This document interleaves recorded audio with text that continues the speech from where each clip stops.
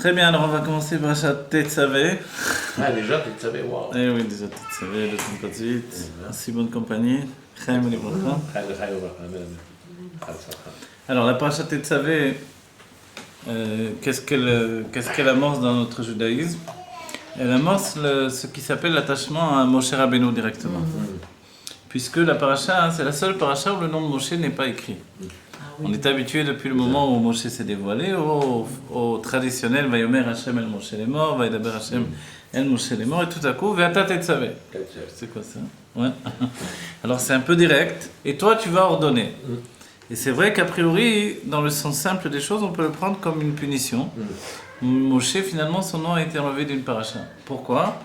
Parce que quand il y a eu la faute du veau d'or, alors Moshe a dit efface-moi de ton livre, efface-moi en réalité, débarrasse-toi de moi, plutôt que de te débarrasser de ce peuple-là, plutôt que de l'effacer lui. C'est ça. Et Dieu a dit non, Dieu a pris en pitié le peuple juif et Moshe Rabbeinu, mais quand même, puisqu'il a demandé, ça s'est passé. Il a marqué le coup, quoi. Voilà. Maintenant, c'est vrai qu'on va dire dans le Seder des Parashiot, on a un problème, c'est qu'on n'a pas encore passé la faute du veau d'or, qui apparaît dans la paracha suivante, qui sera parachat Kitissa. C'est là où on dit que dans la Torah, elle n'est pas toujours que Seder, les parachats ne sont pas toujours dans l'ordre chronologique. Alors, on n'a pas encore fait la faute du veau d'or, mais on a déjà le cas de Tetzavé. Donc on comprend que cette paracha devrait apparaître après. La parachat Kitissa. Voilà. Maintenant, Ve'ata tetzavé, alors dans le sens un peu plus profond, déjà, pas besoin de rentrer dans la Kabbalah, on connaît bien le sens profond, c'est que quand Moshe a fait Messirut Nefesh pour le peuple juif, alors en réalité, Dieu, effectivement, a effacé son nom, mais la Chassidut dira que quand le nom est effacé, l'essence est présente. Et l'injection qui s'attache à l'essence, c'est Anochi, c'est Ata, ce sont tous ces termes, Ani évidemment, tous ces termes qui font état d'un rapport direct. On dit Ata l'Enochar. Ata l'Enochar, c'est-à-dire Ata c'est immédiat, c'est quelque chose qui est maintenant devant mes yeux. Donc Ata, évidemment, c'est un rapport direct. Et Moshe Rabbeinu, ici dans notre paracha, son nom est effacé, mais son essence est dévoilée. Si bien que, comme son essence est dévoilée, alors Dieu lui dit, c'est toi qui vas ordonner. D'habitude, l'ordonnance vient de Dieu, Vayomer ou Vayedaber Hashem el Moshe lemor, etc. Ici, l'ordonnance vient de Moshe Rabbeinu directement. Dieu lui ordonne d'ordonner. D'un certain point de vue, Dieu lui donne la force d'ordonner directement.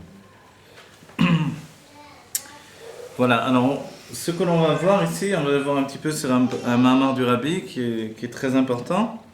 Un mahamar de ce qui s'appelle un mahamar de Hitkashrut. C'est le dernier mahamar que le Rabbi a distribué. Vous savez que le Rabbi distribuait des mahamarim également. Ouais. Ce mahamar a été dit Tafshin Mem Aleph.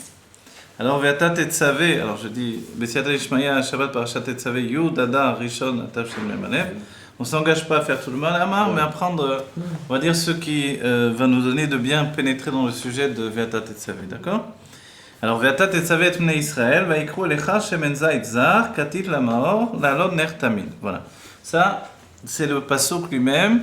Donc, et toi, tu vas ordonner les enfants d'Israël, et ils prendront vers toi du shemen zayit zar, de l'huile, donc de l'huile d'olive, zar pur, katit lamaor, donc katit lamaor qui était pressé pour le luminaire, la lot ner tamid, afin d'élever une lumière constante.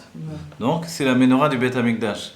Ce que l'on s'étonne, alors on va le voir dans la suite, Viadoua adiokim bazé, le Rabbi nous dit, et on sait qu'il y a beaucoup de précision là-dedans. De bechol atzivuim sheba Torah nemar tzav et bnei Israël, vekayotsevo. Dans toutes les ordonnances de la Torah, on a vu, tu ordonneras les enfants d'Israël. Veka nemar ve'ata tetzavé et bnei Israël. Ici, spécifiquement, il est dit, toi tu vas ordonner les enfants d'Israël. Ou le osiv d'adiuk ma shekatuv ve'ata tetzavé ou l'orak be'alashon et la gam be'atochen. C'est-à-dire qu'ici, c'est pas juste le langage que Dieu a utilisé pour dire à Moshe, mais effectivement, dans le sujet même, c'est Moshe qui ordonne. De lashon ve'ata tetzavé mashma, dans le langage de et toi tu vas ordonner. Alors on entend par là que ou ametzavé, c'est Moshe qui va ordonner. Vetzari lavin, il nous faut comprendre ça. הרי משה הוא השליח למסור לישראל El tzivouye Akadosh Baruch Hu. Moshe, qu'est-ce que c'est son travail? C'est celui qui transmet au peuple juif les ordonnances de Dieu. Voilà. Velama nemar v'ata tetzavé. Dans ce cas-là, pourquoi il est dit v'ata tetzavé? Moshe, c'est Moshe, Dieu, c'est Dieu. La Torah, elle vient de Dieu. On sait très bien qu'elle est tout entière venue de Dieu. Donc, justement, c'est la spécificité du peuple juif. On n'a pas eu une Torah uniquement par des prophètes. C'est une Torah directe qui nous vient de Dieu. Et même s'il a utilisé Moshe comme un porte-parole, mais c'est venu directement de Dieu. C'est le Kéli, quoi. Voilà. Parce qu'on a eu peur, autrement on aurait été zoché, vraiment, on aurait eu le mérite d'avoir toute la Torah de Dieu. Mais comme on est mort et qu'on a eu peur de la mort que l'on a vécue, on a eu peur de ne pas pouvoir tenir, alors Moshe est devenu l'intermédiaire. Mais ce n'était pas sa volonté à lui-même. Gam Sari Lavin Mashkatu Vaikru Alecha. Il nous faut également comprendre ce qui est écrit et ils prendront vers toi. Chez Yaviu Hashemen et Moshe. Le fait qu'ils vont apporter le Shemen vers Moshe. Elecha de l'Ichoa, a priori, Kevan chez Alat Anerot Aïta à l'idée Aaron. Normalement, qui est-ce qui élève les Nerot? C'est Aaron à Cohen qui s'occupe de la Menorah. Puisque c'est Aaron à Cohen qui s'occupe de la Menorah, c'est pas normal que. Voilà. Chez Aviou, Hashemen et Moshe, ça c'est pas une chose normale. Pourquoi il est écrit Vaikru Alecha? Ils prendront vers toi. דלכאורה, כיוון שעלת הנרות הייתה לידי אהרון, למה הוא צריכה להביא את השמן למשה? גם צריך להבין מה שכתוב שמן, גומר, כתית למאור. Il nous faut comprendre également pourquoi il écrit כתית למאור. Qu'est-ce que ça veut dire? C'est-à-dire כתית, c'est pressé pour le luminaire. Concassé, oui. דלכאורה, avait לומר שמן, גומר, להעיר. Ça suffit, on n'a pas besoin de précision. Tout le monde, personne ne va penser que le shemen il peut apparaître sans qu'on ait écrasé l'olive. Voilà, on vit dans le monde, on vit dans le monde. Donc les gens savent très bien que le shemen vient de l'olive. Donc, oui, mais parce qu'il n'y a pas trois. Comment dire? Il y Il y a a- trois huiles différentes. Oui, Si voilà, on il y a casse, la ça première fait- pression. Ouais, et un- trois et un- pressions. voilà. Mais a priori, si on ne parle pas de première pression dans la... Ah, dans la- d'accord, parce que Katit, c'est première katit. pression à froid. Alors c'est vrai ce que l'on précise, katit c'est première pression à froid, mais il aurait suffi de toutes les manières d'écrire shemen le'aïr. Parce que même l'expression lamaor, le shemen, pour qu'il soit un luminaire, c'est pas aussi très exact comme formulation. Vous voyez? Le shemen pour qu'il brille lui, pas qu'il soit le luminaire. Le luminaire a priori c'est la Chanoukia Oui. donc, Ça, c'est le- chez nous. c'est Et dans le Beth Amikdash, c'est la menorah. Vous voyez, ça c'est la menorah elle-même, c'est le luminaire. Mais là, on a dit le shemen, la mort. Donc le shemen en tant que luminaire, vous voyez? Gam sari lavin de bepasuk shel acheze neema merev ad boker vekan neema lanot ner tamid. Il y a aussi une petite précision. Un mamar commence toujours par des questions. Ensuite, on verra que dans le pasuk qui suit, il est écrit que le ner il va briller merev ad boker, du matin jusqu'au soir. Et ici, il est dit lanot ner tamid, d'élever une lumière continue. Voilà, permanente. Donc voilà des questions. Avec des questions, finalement, on peut faire finalement un terrain de pénétration dans le sujet. D'accord? Ça va, c'est simple. C'est-à-dire, on se pose des questions. C'est particulier, la paracha est particulière. On adresse le message à Moshe directement. On lui adresse ce message. Dieu lui adresse directement ce message et fait de Moshe non seulement maintenant celui qui va transmettre le message, mais celui qui va ordonner le message. Vous voyez? Et a priori, c'est vrai que Moshe peut dire, mais moi, je suis juste un messager. Et là, on voit que quelque chose de nouveau s'est passé dans le sujet. Et c'est vrai qu'on se pose encore des questions, c'est-à-dire les questions elles touchent le sujet de pourquoi Moshe et non pas Aaron lui-même. D'accord? Puisque Aaron, c'est celui qui est préposé pour l'allumage. Voilà. Umevaer kvod Ushan Morim Echami Anmor, et le rabbi précédent va expliquer Bemamaro Yadwa Diborah Matril Vekibel HaYehudim Sheneemar Bepurim Katan Tafresh Pezain. Voilà, le rabbi précédent dans un mamar sur Purim Katan. Vous vous rappelez Purim Katan, qu'est-ce que c'est? C'est quand il y a deux Hadar, alors il y a l'Hadar de Purim est considéré donc dans le Hadar qui n'est pas encore celui de Purim. Donc le premier Hadar, l'Hadar de Purim est considéré comme Purim Katan. Et le Rabbi Rayatz, à ce moment-là, a dit un mamar sur Purim, des tzivouy Tetzavé ou Tzifta Vechibo. Le Tzivouy, l'ordonnance, vous voyez Tetzavé, puisque c'est notre paracha, Tetzavé, l'ordonnance elle-même, c'est Tzifta Vechibo. Donc c'est une ordonnance qui occasionne un lien et un attachement. Vous voyez? C'est-à-dire que toutes nos mitzvot, tout notre comportement, notre tefila, c'est le lien, l'attachement qui est donné à Dieu. Mais pourquoi? Parce que les mitzvot, c'est la chaîne Metzavé. Que Metzavé, c'est ça, c'est ce fait de Sifta Vechibo. Voilà. Vezeo ve'ata tetzavé et bnei Israël. Chez Moshe ou Mekacher ou Mechaber et bnei Israël, im ha'or en sof. Voilà, et ça, c'est précisément le sujet. Pourquoi Ata tetzavé et bnei Israël? Toi, tu vas ordonner aux enfants d'Israël. Donc, tetzavé dans le sens de attacher en réalité.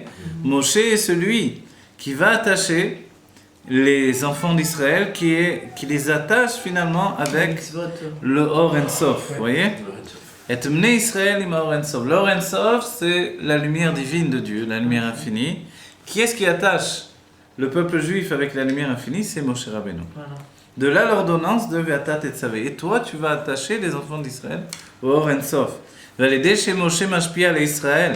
Et par le fait que Moshe va influencer le peuple juif, chez Mekacher Otam im Ha'or En Sof, le fait qu'il les attache avec la lumière infinie de Dieu, Al Yedeze Naasa Yitron Ve'osafa B'Moshe.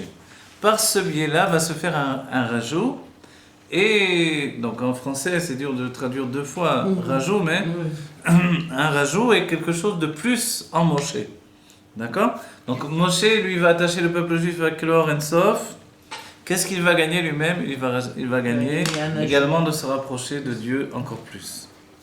Des Moshe et Israël en dogmat roche varegel. Le peuple juif et Moshe Rabbeinu, ils sont à l'image de Rosh, Moshe Rabbeinu, la tête, et le regel, le pied, le peuple juif. Comme shekatuv, shesh meot elef raglei ha'am, asher anochi bekirbo.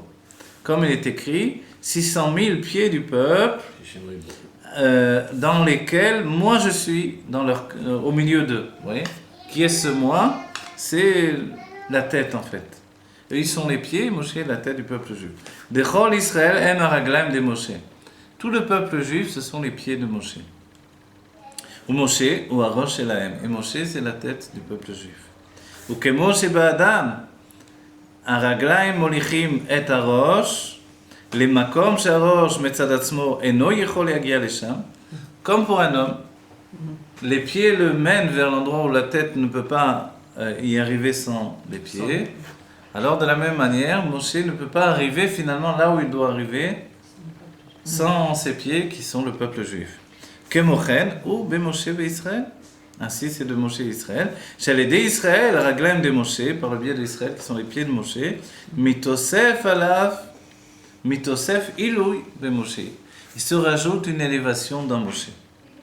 Dezeo mashekatu, shesh meot elev raglei ha'am asher anochi bekirbo. C'est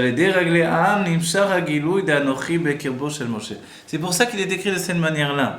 Shesh meot elev raglei ha'am, c'est-à-dire 600 000 pieds du peuple. Et après, pourquoi la formulation est ainsi faite? Qu'il est écrit, il est écrit ensuite, Anochi bekirbo. Oui, Asher Anochi bekirbo. Et moi je suis au sein du peuple juif, par le biais des pieds du peuple, Nimshar Hagilou de Anochi bekirbo, Shel Moshe.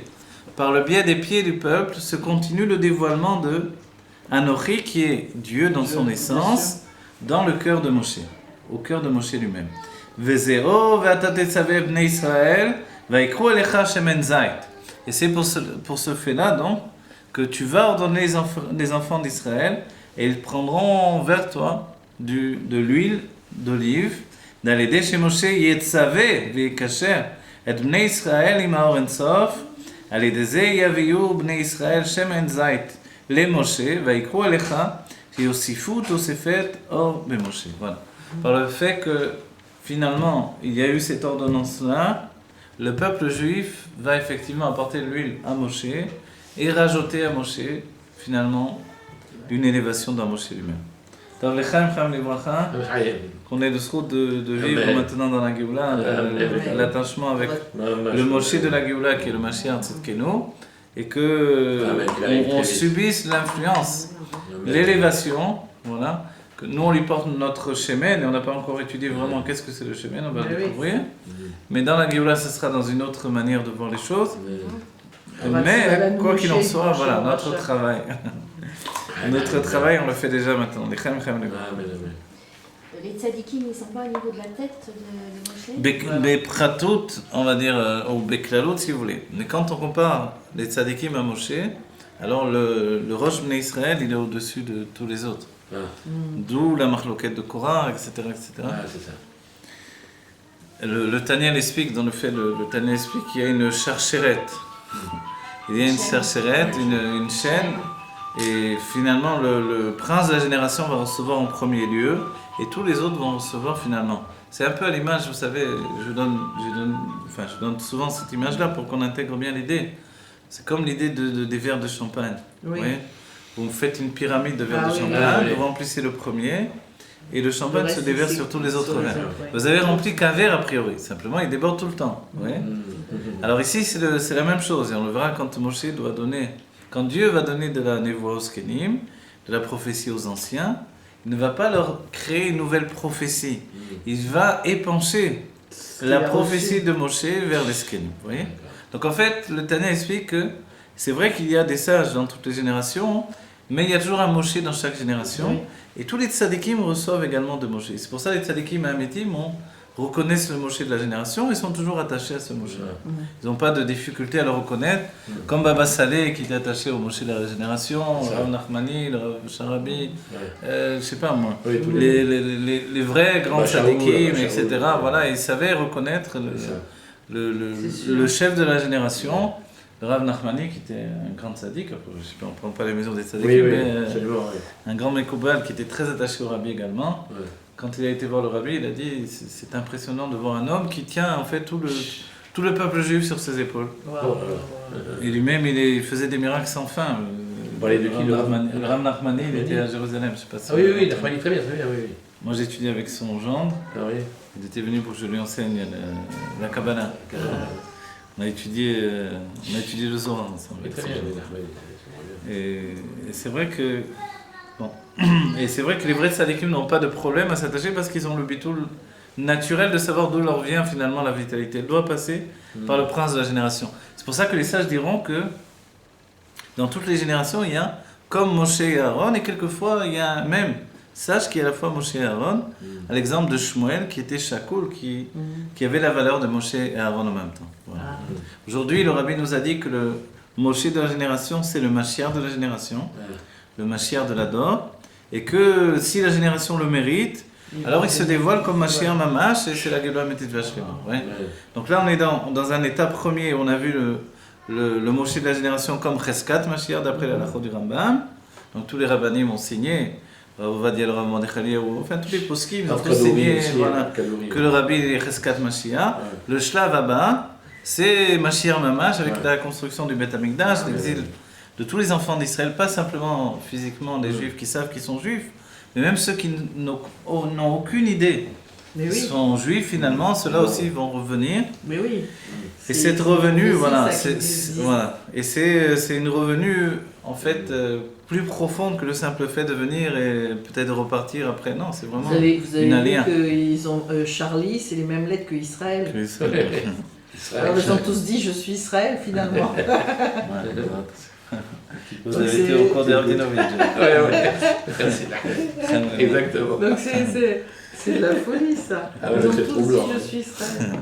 Allez, Lechem, que le peuple juif il soit Israël sans Charlie, Ah, mais avec la Torah. si tu veux. C'est le nom Voilà, qu'on américain. n'attende pas les malheurs pour Non, éveiller le absolument. peuple juif.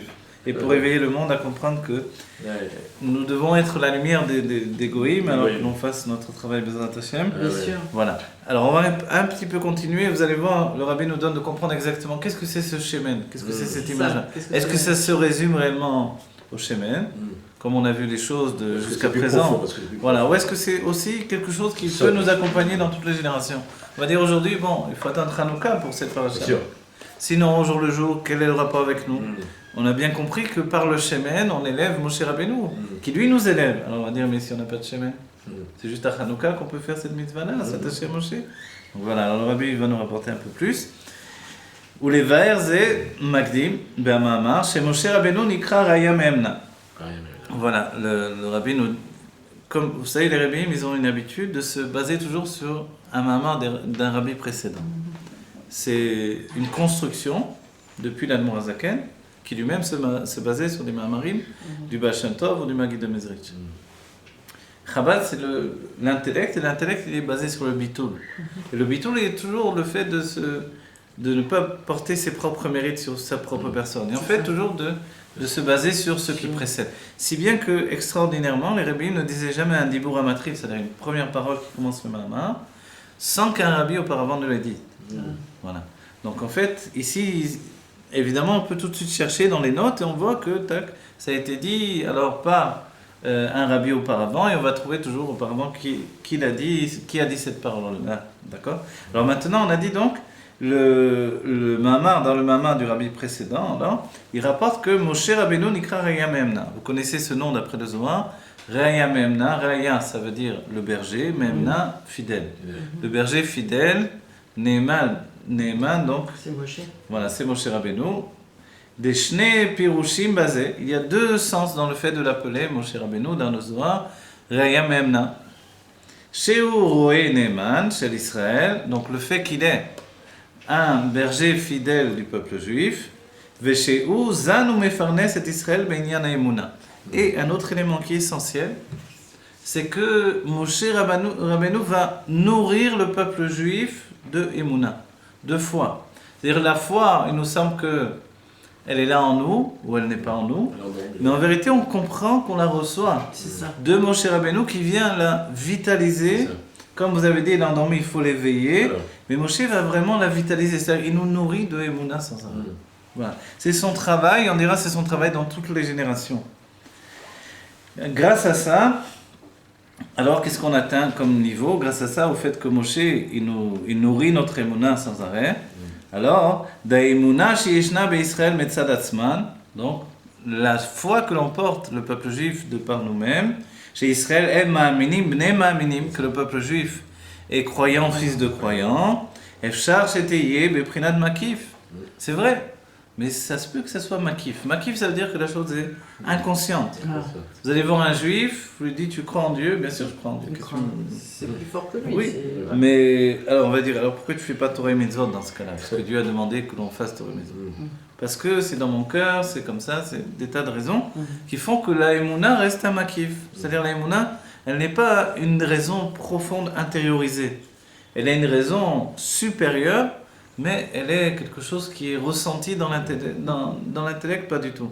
Elle est ressentie dans les sentiments un petit peu, elle est surtout ressentie dans l'inconscient.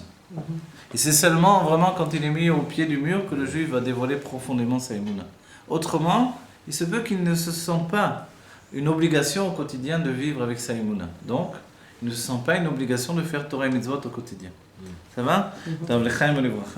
Vite, on essaie de Géoula. אפשר שתהיה בבחינת מקיף, וזהו שמשה רואה ומפרנס את ישראל, בעניין האמונה הוא שהאמונה תהיה בפנימיות. Donc en fait, Moshe, qu'est-ce qu'il fait ? Puisque chez le peuple juif, malgré qu'on est ma'aminim, bnei ma'aminim, on est croyant, fils de croyant, donc on a la émouna. Mais il se peut très bien, et malheureusement ça arrive, qu'elle soit makif. Même chez les religieux, on peut faire tout ce qu'il faut, mais quelquefois la émouna elle est makif. C'est-à-dire elle nous entoure, elle est là, elle vit avec nous, mais elle n'est pas une réalité dans notre vie. Et le travail de Moshe, c'est de faire qu'elle devienne une réalité. Et qu'elle s'intègre et qu'elle devienne maintenant quelque chose intérieur. Elle pénètre dans notre intériorité. Vezeo ma shekatuv bazohar, de ha'i emuna dilela, yitzan veitfarnes mine aliyatcha. Vous voyez ce que dit le Zohar ? La emuna d'en haut, cette foi qui est tout en haut, alors elle va nourrir, vous savez, les farnes, c'est nourrir dans le fait de rassasier aussi une personne au bout du compte. C'est-à-dire de lui donner toute sa parnassa, tout son bien, tout ce qu'il a besoin. Donc toute sa émouna dont il a besoin, qui va provoquer cette chose-là chez le peuple juif ? C'est Moshe Rabbeinu.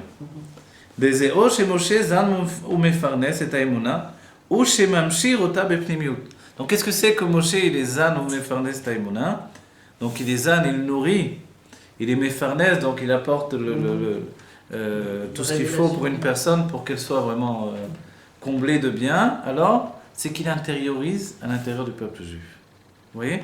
C'est ça le travail de Moshe. Il intériorise. Qu'est-ce qu'il intériorise? La émouna. De chacun. Voilà, dans chaque juif, il intériorise la émouna. Chaque juif qui s'attache à lui, ou chaque juif qui reçoit son influence.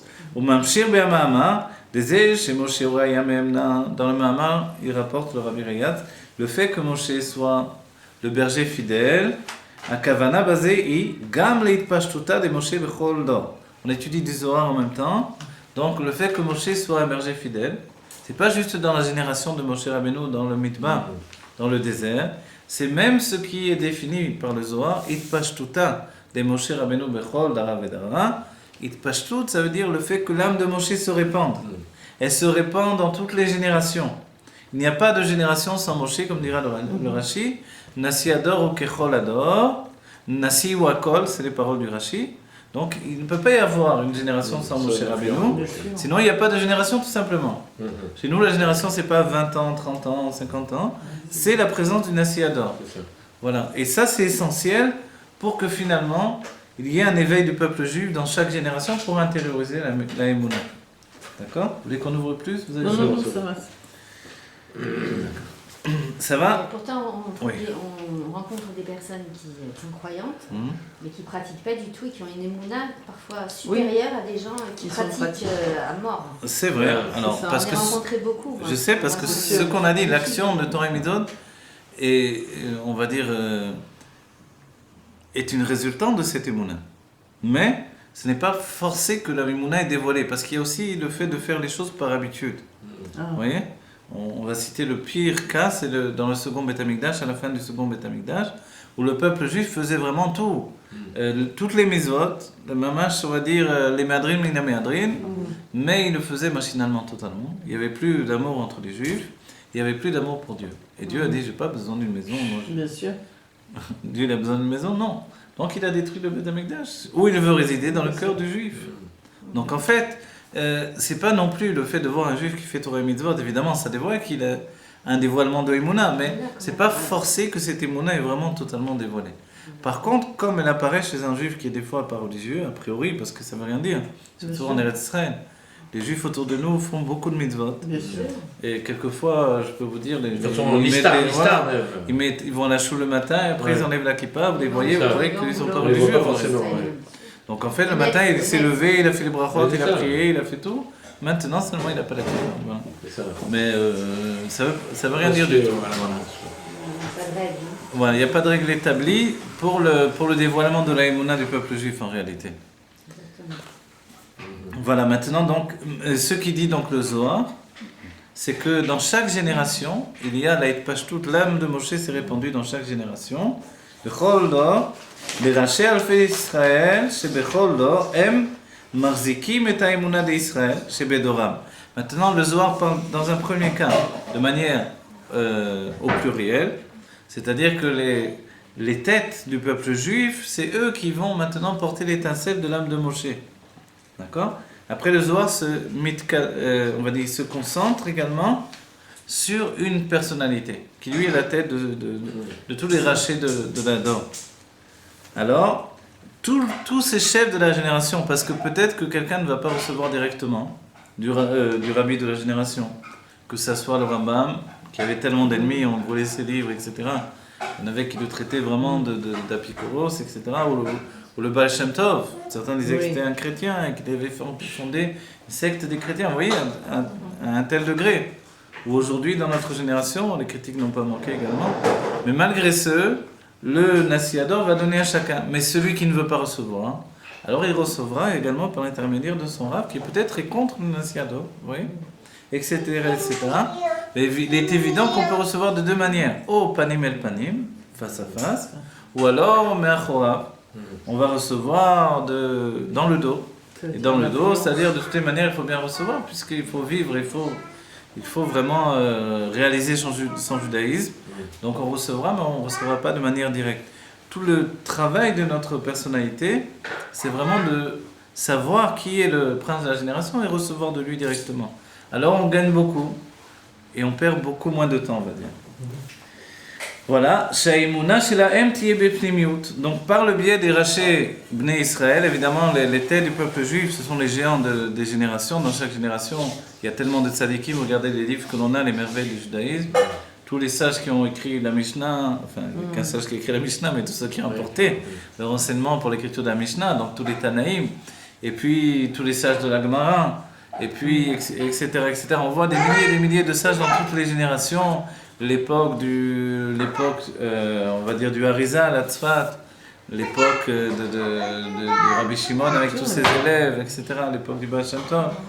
Donc ça n'a pas manqué, tous ces gens-là, ce sont des gens porteurs de l'étincelle de Moshe Rabbeinu. Non seulement, évidemment, on va dire Rabbi Shimon Bar Yochai, mais également ses élèves en eux-mêmes, qui sont les têtes du peuple juif, ils portent une étincelle de l'âme de Moshe Rabbeinu. Et donc, par le biais de ces maîtres-là, ils vont recevoir chacun, en particulier tout le peuple juif. Des rachés alfei Israël, chez Bechol Dor, en marzikim et haïmouna de Israël, c'est eux qui renforcent la haïmouna, la foi du peuple juif, chez Bedoram, chez haïmouna, chez la tiye bepnimiut. Donc le travail, l'intériorisation, et tout ça, c'est le travail de Moshe qui continue. Vous vous rendez compte? C'est ça qui est extraordinaire. C'est que l'âme de Moshe ne s'est pas arrêtée de travailler. Elle continue finalement son travail de Emouna jusqu'à la génération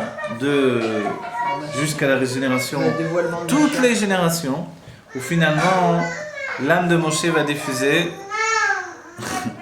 Et les enfants là-bas dans les Rav Nashim. C'est Emouna. וכמו מרדכי שהיה התפשטותה למשה שבדורו, et comme Mordechai, qui lui était la התפשטות de Moshe שבדורו. Maintenant, on réduit les choses à une personnalité, c'est-à-dire, on a dit, d'abord le Rabbi parle au pluriel parce que le Zohar utilise le même terme dans les deux manières, à la fois de manière générale et à la fois de manière unique pour un seul. Comme dira le Rashi, c'est à nouveau Nasiador ou Kecholador, le prince de la génération et toute la génération. Alors, il y avait également Mordechai Bedoro, qui était comme Moshe Bedoro. Mordechai, dans son époque, il était comme Moshe à son époque. Bien sûr.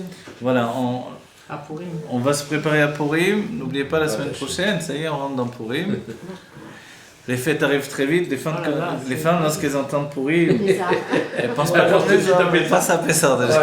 Les hommes, ils entendent Purim, ils disent, ça y est, les hommes disent, on va boire un Deloyada, où est-ce qu'on va faire le mishté? Les femmes, elles pensent, aïe, il faut nettoyer la maison. Voilà. Alors, les femmes, c'est Purim Pessah, c'est pas Purim tout seul. Bon, c'est parfait. Voilà. Et en réalité, c'est vrai que Purim est une préparation en Pessah. Alors maintenant, donc, ici, on parle de Mordechai, qui dans sa génération était Moshe de la génération. Kema Marerazat, chez Mordechai Bedoro, que Moshe Bedoro, vous voyez? Exactement, comme il y avait Moshe à son époque, Mordechai était le Moshe de son époque. Chez Gam Bezman Gzerat Aman, même à l'époque du décret d'Aman Arasha, chez Limud HaTorah Vekium HaMitzvot, Az Aya Kashur Im Mesirut Nefesh, où l'étude de la Torah et l'accomplissement des mitzvot, c'était lié au fait de Mesirut Nefesh, c'était un don de soi pour faire tout ça. On va dire, mais on n'a pas vu a priori que c'était interdit, c'était pas Hanouka, non? C'est parce qu'il est interdit d'être juif. Vous savez? Et qu'est-ce qui dévoilait qu'on était juif? C'est quand on faisait les mitzvot et finalement on étudiait la Torah. Et Keilot Berabim, qu'est-ce qu'il a fait alors? Mordechai, il a rassemblé des Keilot, c'est-à-dire des groupements du peuple juif. Il a fait de manière dévoilée. Berabim. Les chazek et emunatam chez l'Israël, bavaye, pour les renforcer la foi du peuple juif dans Dieu, velamod chazak belimud Torah avec yom mitzvot, et de se tenir très très fort pour l'accomplissement de la Torah et des mitzvot. ולאחרי שמבאר בארוכה שמשה בהתפשטותה דילה, שבכל דבר מחזיקים את האמונה לישראל, מבאר דיוק לשון הכתוב שמן גומר, כתיב למאור ולא להעיר. Donc dans le Mahamar sur lequel est basé notre Mahamar, là-bas il explique tout ce sujet de Moshe Rabbeinu par rapport à Mordechai, que Mordechai est comme Moshe dans sa génération, et après il vient finalement au sujet de notre paracha. Alors on va dire, Quel est le lien entre Mordechai à son époque, Moshe, par rapport à la paracha? Moshe Rabbeinu, on comprend, mais Mordechai, quel est le lien? C'est Kol Echad Ve'echad ou Nishbar Venitke. On va reprendre, regardez. Mevaer, il explique, Diuk Lashon Akatuv Shemen Gomer. Il va expliquer donc le terme de Shemen. On a dit, c'est bien le Shemen à Hanouka, on comprend ce que l'on peut faire par rapport à ça, mais en dehors de cette période-là, on ne sait pas ce qu'on veut avec le Shemen. Si c'est un moyen de s'élever par le fait que l'on élève Moshe Rabbeinu, que l'on lui porte le Shemen, qui s'élève et nous élève en même temps, mais comment provoquer ce travail-là tous les jours de notre vie? Alors voilà. Diuk Lashon Akatuv Shemen, Gomer, Katit Lamaor. Donc on a dit le Shemen il est Katit Lamaor, concassé pour le luminaire. Lamaor Velo Leaïr, on a dit. Alors, il est concassé pour le luminaire et non pas pour éclairer. Chez Bezman Agalout, parce que dans le temps de l'exil, chez Kol Echad Ve'echad ou Nishbar Venitke, lorsque chacun il est brisé, Nishbar Venitke, vous voyez, c'est vraiment deux termes qui veulent dire qu'on est vraiment humilié. Voilà, humilié, cassé, brisé. Cassé, brisé. Voilà, vraiment, on n'a plus de force, quoi. Tous, on passe par ces moments-là, tous on continue, on se dit quand est-ce qu'elle va être cette Géoula finalement, jusqu'où on va aller, etc. Ça s'appelle Katit, c'est ça le terme de Katit. Allez, des Magiim les Maor, grâce à ça, on arrive au Maor. On a dit Katit la Maor, et non pas les Haïr. Alors, c'est pas normal. Katit pour le luminaire et non pas pour allumer. En fait, c'est par le Katit, le fait qu'on est brisé, qu'on arrive à être un luminaire. Etzem, qu'est-ce que c'est le luminaire? C'est l'essence elle-même. Puisque le luminaire, c'est lui qui va diffuser la lumière. Donc la lumière d'où elle provient?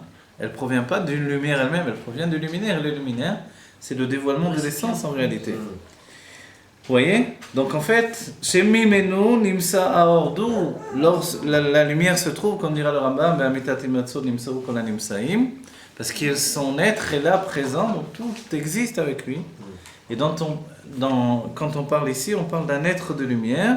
Donc le Maor, le luminaire, c'est lui qui va projeter la lumière. Vetzair lavin, ashayachou de apirouche, bekatit le Maor, la mevoua, be'amama, lifneze, chez Moshe, ait pashtuta dile chez bechol dara, zan mefarnes taimuna, chetiye bepnimiut. Maintenant, il nous faut comprendre comment on attache les deux sujets.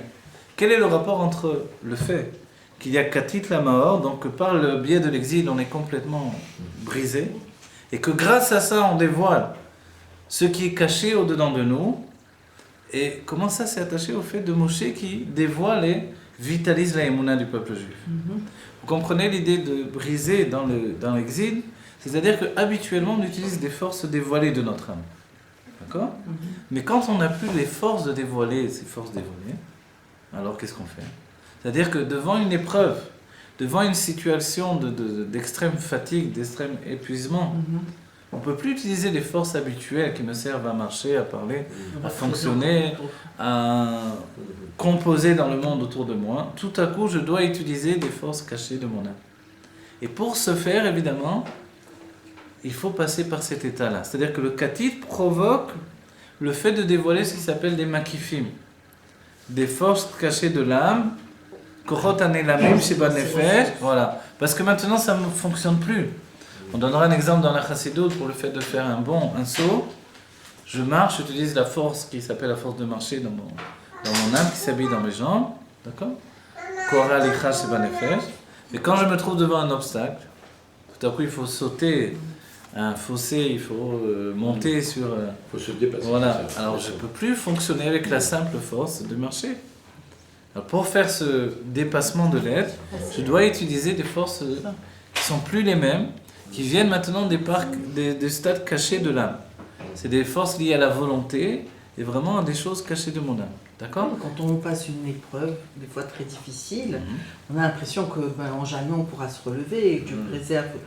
On en a tous eu une autre lot, quoi. Donc on se dit qu'on jamais on pourra se relever, et puis finalement c'est à ce moment-là où on est au plus bas. C'est comme quand on descend au fond d'une piscine. On sent que hop, on reprend pied et on Exactement. Des forces Et donc c'est ça, c'est force cachée. Voilà, et ça c'est le katit, la mort. Maintenant on a dit, d'accord, mais comment ça s'attache avec le fait que Moshe, lui, il est Mezan ou Farnes Taïmouna, du peuple juif?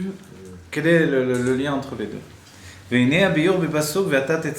Alors l'explication du pasuk, du verset, et toi tu vas ordonner, donc dans le Ma'amar toujours du Rabbi Rayatz, la mevoir betrilat Ma'amar, ce qui est rapporté au commencement du Ma'amar, des pirouj vekibel ayudim et asher echelu lasot.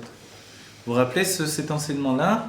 Donc on se prépare à Purim, vekibel ayudim, et ils ont reçu les Yehudim, les Juifs, vous voyez dans l'expression vekibel, c'est-à-dire sur le singulier, vous avez vu, c'est pas? Je l'ai dit au pluriel, mais c'est... Et il a reçu, le peuple juif, doit dire au singulier, vekibel ayudim, ma'et asher echelu lasot. Ça veut dire quoi, echelu lasot? Ceux qui ont commencé. Echelu, c'est la shon atchala. Ceux qui ont commencé à faire. Alors on va dire, ou shekiblu, ma shechelu, bezman matan Torah. C'est-à-dire qu'ils ont finalement reçu ceux qui ont commencé au moment de Matan Torah, au moment du don de la Torah. On s'étonne, on se dit, mais il s'est passé des siècles. Il a fallu attendre des siècles pour recevoir la Torah. C'est incroyable, c'est-à-dire qu'à l'époque de Mordechai, donc il y a une nécessité que ce soit à nouveau l'âme de Moshe Rabbeinu. Pourquoi? Parce que c'est maintenant qu'ils reçoivent la Torah en réalité. À l'époque de Mordechai, ils vont recevoir la Torah qu'ils ont commencé à prendre, à recevoir depuis Matan Torah. Donc il s'est passé quelques bons siècles entre-temps. Alors, on voit que si ce n'était Moshe Rabbeinu qui à nouveau faisait le travail de rattacher la Shrina et de rattacher la Torah avec le peuple juif, il y avait quelque chose qui manquait. Alors on va voir. Debe Matan Torah ita trala echelu la'asot ubimei Achashverosh bezman gzerat Haman aita akabala. Au moment de Matan Torah, il y avait le commencement. Uchelu la'asot. Uchelu, c'est aussi un état de préparation d'accord. Naase venishma. Nous ferons et nous comprendrons. Mais est-ce qu'il y avait véritablement la situation de Bitoul nécessaire à ça? Est-ce qu'il y avait une préparation profonde dans le peuple juif de cette situation-là? Est-ce que le peuple à ce moment-là, il était capable de recevoir, d'intégrer la Torah totalement? Vekibel ayudim. Quand est-ce qu'on dit Vekibel ayudim? C'est Purim. À ce moment-là, Purim, ils ont vraiment eu la Kabbalah de la Torah. Ve'al derech ma'amari Razal, à la pasuk, Kimu vekiblu ayudim. Donc les sages ont expliqué sur le verset qui nous dit Kimu, ils ont accompli, vekiblu ayudim, et ils ont reçu les Juifs. Kimu mashekiblu kvar. Vous voyez, vous avez demandé pourquoi à Purim on dit Kimu vekiblu ayudim. Ils ont reçu, Kimu, ils ont accompli, pardon, et ils ont reçu. En vérité, les sages expliquent, ils ont accompli ce qu'ils ont déjà reçu. Quand est-ce qu'ils ont reçu? Des Eo chez Igdima Naase Lenishma, par le fait qu'ils ont devancé Naase Lenishma, nous ferons de nous, comprendrons, mais Matan Torah, a été Rak à Kabbalah. Alors ils ont eu la Kabbalah, effectivement, on est tous conscients que quand on a dit Naase Lenishma, nous ferons et nous comprendrons, ensuite, alors on a eu c'est vrai qu'on a eu la Torah. On a eu la Torah, mais est-ce qu'on l'a eu totalement? Est-ce qu'on l'a intégré à ce moment-là? Vous vous rendez compte? C'est-à-dire qu'au moment de Achashverosh, ils ont accompli ce qu'ils avaient reçu au don de la Torah. C'est-à-dire qu'il s'est passé des siècles avant qu'ils accomplissent réellement ce qu'ils avaient reçu. Ou Medayek, alors mais quand même on a des questions, on veut bien tout accepter, mais on va dire, mais pendant tout ce temps ils n'ont pas fait Torah et Mitzvot? Oui, ils ont fait Torah et Mitzvot. Comment ça se fait qu'à ce moment-là en particulier, les sages s'accordent pour dire que Kimu Mashekiblu, ils ont effectivement accompli ce qu'ils avaient reçu? Tous ces siècles-là, qu'est-ce qui s'est passé? Ils n'ont rien fait? C'est pas possible. Il y avait des tzadikim, il y avait le Beth Amikdash même. Alors pourquoi au moment de l'exil, justement, ils en sont à ce niveau-là? On parle de la période qui est après l'exil du premier temple. Donc alors, comment ça se fait Kimu Mashekiblu? C'est impossible a priori. Toutes les mitzvot, justement, là, il devrait manquer de mitzvot. Comment ça se fait que justement à ce moment-là, c'est vraiment la Kabbalah Torah? Et qu'il n'y a pas de marloquet, c'est pas un avis, c'est pas vous voyez, c'est pas un seul avis de la Torah, ou c'est pas le rabbi qui a fait un chidouche. C'est vraiment comme ça que c'est écrit, tout le monde a reçu cet enseignement-là. Alors, ou Medayeb Ma'amar chez les Choa, ou d'avoir Pélé. Et dans le Ma'amar, le Rabbi Rayatz va dire qu'a priori c'est quelque chose d'incompréhensible. Enfin, pas d'incompréhensible, incroyable. Deme Matan Torah, Ayu Israël, Betachlit Aïlouï. À Matan Torah, le peuple juif était dans les niveaux d'élévation les plus extraordinaires. Vaya'az etzlam Gilui Elokut Bedarga Achinaalit.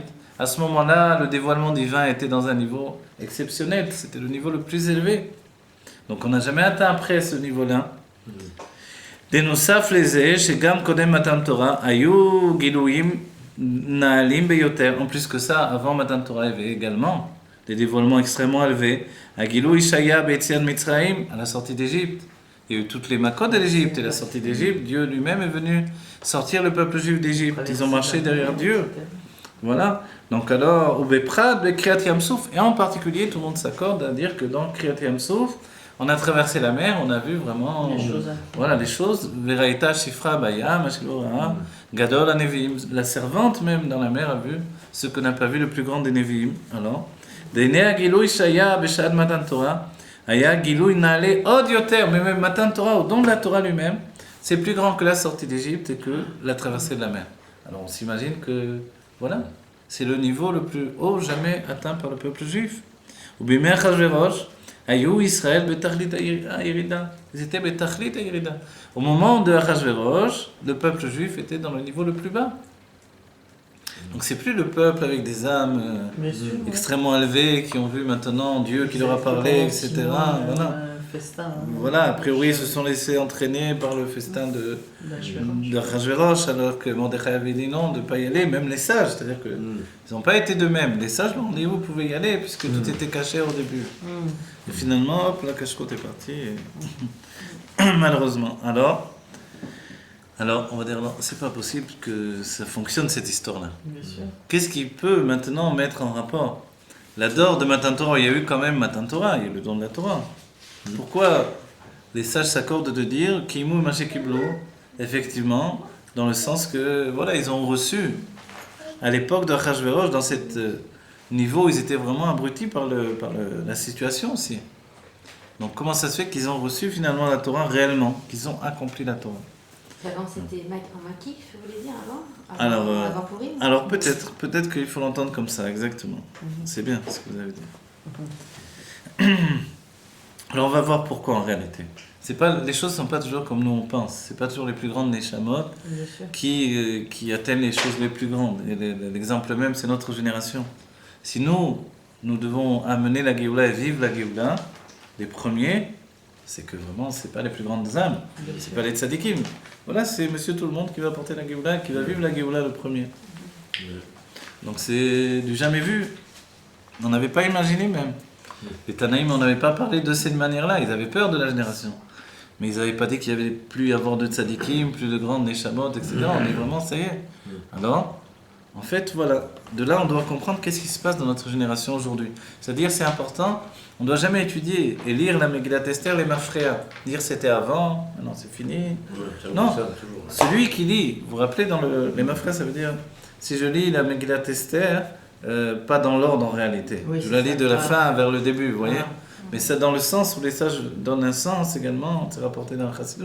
Les Mafréas en disant, avant c'était comme ça à l'époque de Esther, il s'est passé ça, ça ressemble à une pièce de théâtre, un coup de théâtre, tac, tac, tac, ils ont fait de la politique, bravo, etc. Mais aujourd'hui, rien à voir avec ça. Aujourd'hui, on a des vrais problèmes de la réalité, pas ces choses-là. On dit, celui qui dit comme ça, il n'est pas Yotzé. Non, tu dois savoir qu'aujourd'hui, c'est la même situation. Et qu'on est exactement comme l'époque de Purim. Et qu'on est exactement comme ces Juifs-là. Et si on se sent plus protégé par notre armée, etc., alors on a un problème dans notre tête, parce qu'on doit savoir que le peuple juif, c'est le plus faible d'entre les peuples. Et c'est parce qu'il sait qu'il est faible, alors qu'il est le plus fort de tous. Mais quand on pense qu'on est fort, ma force, la puissance de mes mains, de mon armée, de mes avions, etc., c'est ce qui me fait le plus fort, alors là, ça y est, on est en danger. C'est pour ça qu'on doit savoir, on est entouré de 70 loups, et ils attendent à tout moment à nous sauter dessus, dès qu'ils en ont l'occasion d'ailleurs, ils ne se privent pas, que Dieu préserve, voilà, que ça n'arrive plus jamais. Mais dès que l'on comprend cet état d'esprit-là, alors on doit s'en remettre qu'à Dieu. Quand on est soumis, veut dire. Quand le juif est soumis, il est plus fort que... Voilà, quand le juif sait qu'il est faible, alors il peut être extrêmement fort. Dans le peuple juif, la faiblesse, c'est pas quelque chose de mauvais. Voilà. Moshe annonce qu'il est faible à Dieu. Il dit, mais moi, je n'ai pas la force d'être Mashiach. Envoie quelqu'un d'autre. Envoie le vrai Mashiach. Mais oui. Voilà. Il est 7 jours entiers, il dit, mais moi, je suis nul, je suis faible, je suis truc. Donc en fait, ces situations-là, Yaakov Avinu ne va pas arrêter de dire qu'il est faible et qu'il est petit, etc. C'est normal pour le peuple juif, parce que c'est la réalité. Celui qui croit qu'il est fort, c'est terminé. Il perd tout ce qui lui appartient. Comme Bar Korba, qui a cru qu'il était fort, sans même l'intervention de Dieu, il a tout perdu. Voilà. Alors qu'il était réellement fort. Mais cette force venait de Dieu, pas de lui-même, comme il a pu le penser. L'orgueil, quoi. Voilà, un moment, c'est un moment C'est la où, pire voilà, des choses, de toute façon. c'est l'orgueil qui, effectivement, comme on l'a vécu avec les guerres d'Israël, après la guerre des 6 jours, où tout le monde avait vu que c'était des miracles, plus, on va dire entre guillemets, moins religieux, mais tout de suite après, la force a repris le dessus, la force personnelle, etc., la mesure des choses. Alors maintenant, venez, on va voir. Donc a priori, qu'est-ce qui se passe ici? De même Matan Torah, Israël, Betachlit Haïloui, Vaya, on a dit toutes les élévations de Matan Torah. Par contre, quand on arrive à l'époque de Purim, pas de Pessah, d'accord, de Purim, alors qu'est-ce qui se passe? Alors je vais retrouver le texte. Agilou Shaya Betziat Mitzri ou Beprat Bekiat Yam Souf, on a dit tout ça. Voilà. Ubimei Achashverosh Hayu Israël Betachlit Haïrida, Lenosaf Laelem Vaester Shebechol Galut, Bechol, en plus du voile qu'il y avait comme dans tous les exils, parce qu'un exil c'est ça, c'est le fait qu'il n'y ait pas la présence de Dieu, donc évidemment il n'y avait pas le Beth Amikdash, donc ça c'est l'exil. Quand on ne peut pas aller au Beth Amikdash et voir Dieu de nos yeux, que Dieu ne nous voit pas au Beth Amikdash, ça c'est l'exil. Parce que le fait de voir Dieu au Beth Amikdash nous portait pendant tout le reste du temps. Ça nous donnait des forces de vivre ensuite à la dimension où on avait vu Dieu auparavant. Et tout exil est à l'exemple de l'exil de Mitzrayim, d'Égypte.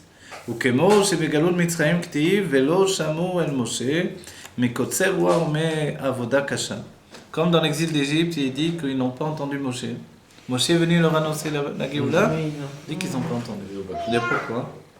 Ils ne voulaient pas entendre, ils ne voulaient pas délivrer. Non, C'était tellement ils n'avaient pas la force, ils étaient épuisés, ils étaient en plein travail, ils n'avaient plus les forces de rien, ils savaient plus. L'esprit était enfermé, voilà. Ce qu'ils savaient, c'est qu'ils devaient apporter des briques tous les jours. Ça, ils le savaient. Moshe venait parler de Géoula, ils ne savaient pas ce que ça voulait dire. À ce moment-là, c'était impossible pour eux de concevoir la Géoula.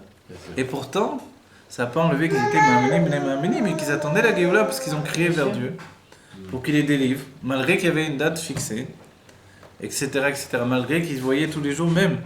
Il y a une sikha du Rabbi qui explique qu'il voyait en fait tous les jours le bois que Yaakov avait pris. Il avait pris des arazim, des cèdres, vous voyez, voilà, des cèdres qu'on appelle du Liban, mais il venait d'Eretz Israël en réalité.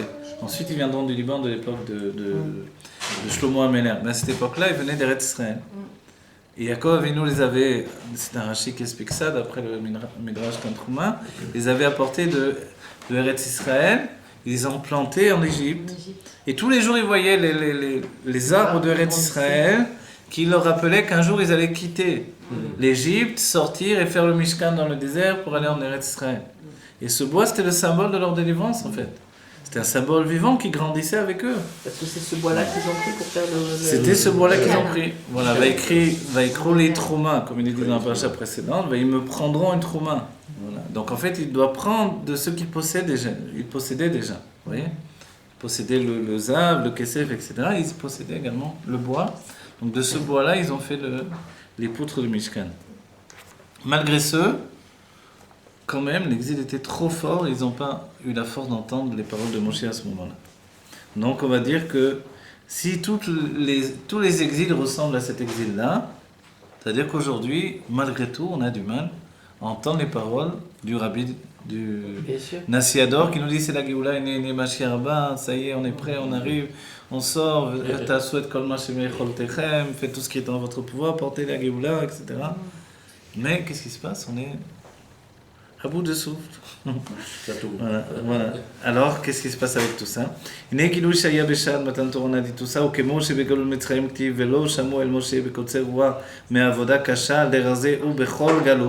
שישנן כמה ניסיונות בקיום התורה ומצוות. Dans chaque exil, il y a des épreuves quant à l'accomplissement de Torah et mitzvot. הנה אז בזמן גזירת המן, alors à l'époque du décret de Haman, Haman avait décidé de tuer tous les juifs dans le monde entier. היה האלם ואסתר עוד יותר. Il y avait un exil tellement grand et un voile encore plus grand. ואף פי כן, et malgré ce, בזמן מתן תורה, et malgré ce, malgré le LM, le voile qu'il y avait à ce moment-là, au moment du don de la Torah, כשהיו ישראל בתכלית העילוי, lorsque le peuple juif était dans son niveau le plus élevé, הייתה רק ההתחלה, החלו לעשות. Vous voyez? C'est-à-dire, malgré le fait qu'ils étaient dans le niveau le plus bas, ils étaient totalement, etc., comme on a pu comparer ceux qui faisaient les briques, malgré ce, c'est là où ils ont reçu la Torah, alors que à l'époque de Matan Torah, ils n'ont pas atteint ce niveau-là. C'était seulement le commencement. Ils ont seulement commencé à faire, et Chélou, ils ont commencé, ils ont entamé des mitzvot, etc. Mais ils ont vraiment accompli les mitzvot, Bezman Gzerat Haman, au moment du décret d'Haman, Keshayu Betachlit HaShiflut, quand ils étaient au niveau le plus bas, Az Dafka Kiblu Mashe Chelo Bematan Torah. Alors ils ont reçu ce qu'ils avaient commencé à prendre sur eux au moment de Matan Torah. Umevaer Bazé, le Bezman Agzera Aya Kiyum HaTorah Vemitzvot Shelahem Bemesirun Nefesh.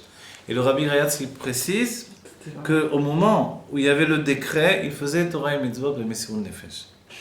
Parce qu'il suffisait de dire d'accord, je ne suis pas juif. Tu n'es pas juif, d'accord, vas-y, mets-toi de ce côté. Tu n'es pas tué. C'est pas comme à l'époque de la Shoah, l'éclair et marchement, qui est la continuation de Amalek qui était dévoilé par Haman. Alors, à l'époque, là, il suffisait de dire non, d'accord, je suis autre chose, je suis un Perse. Je ne suis plus un juif, d'accord. J'arrête tout, j'arrête Torah et Mitzvot. Et là, il n'y en a pas un seul dans le monde entier. Pas un seul juif, parce qu'ils étaient tous en danger de mort, qui a délaissé son judaïsme. Ils ont tous fait Torah et Mitzvot dans le monde entier.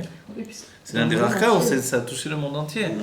Puisque Rajverosh, il gouvernait 127 provinces dans le monde entier, Miodou Ve'at-Kush. Vous vous rappelez? Depuis Odou Ve'at-Kush, certains disent, c'est Maseret Megillah, qu'Odou et Kush, Kush c'est l'Éthiopie. Odou et Kush, non, Odou c'est l'Inde, les Indes et l'Éthiopie. Certains disent qu'elles sont tout près l'une de l'autre. Et certains disent qu'elles sont très loin l'une de l'autre. Et que finalement, alors, ils gouvernaient d'un bout du monde à l'autre. C'est-à-dire, si elles sont tout près, c'est-à-dire comme si l'une et l'autre étaient la porte de la... Voilà. Donc tout le reste était gouverné par Ashverosh. Donc c'était l'empereur du monde à ce moment-là, la puissance mondiale. Donc forcément, une lettre, un édit de Ashverosh, porté sur le monde entier. Il avait plus que 127 provinces. Il a donné 127 provinces à Esther. Il en avait plus. Non, il est dit, quand ça commence à Megillah, il est dit dans le texte même. Les 127 provinces, c'est aussi par rapport à l'âge de Sarah et Manon. Voilà. C'est le lien, avec Esther. 127. Donc il est dit qu'ils gouvernèrent sur 127 provinces. Et ce gouvernement, c'était véritablement le gouvernement du monde entier de l'époque. Ça inclut pas l'Amérique, vous vous rappelez? L'Amérique va être découverte plus tard. Et c'est l'endroit qui n'a pas reçu la Torah également. Bon, alors voilà. Alors là, l'Amérique n'a pas reçu la Torah. Ils disent, pourtant, c'est le seul pays, un des seuls pays qui disent que God will judge, ils se revendiquent de Dieu. Oui, bon, c'est pour le... Oui, God will judge. Oui, ils ne pensent pas raison. On a rendu que si c'est pas bon américain, c'est juste une... Voilà, exactement. Une femme comme ça, bon. ובזמן גזירת המן כשהיו בתכלית השפלות, אז דווקא קיבלו את מה שהחלו במתן תורה, מבאר בזה בזמן הגזירה היה קיום התורה מצוות שלהם במסירות נפש. Le point il est souligné ici. Étant donné qu'ils accomplissaient Torah et Mitzvot במסירות נפש, ça a fait la différence avec l'époque de מתן תורה. דנוסף לזה שהיה להם מסירות נפש שלא לחפור, חס ושלום. C'est-à-dire, en plus du fait qu'ils avaient un מסירות נפש, un don de soi,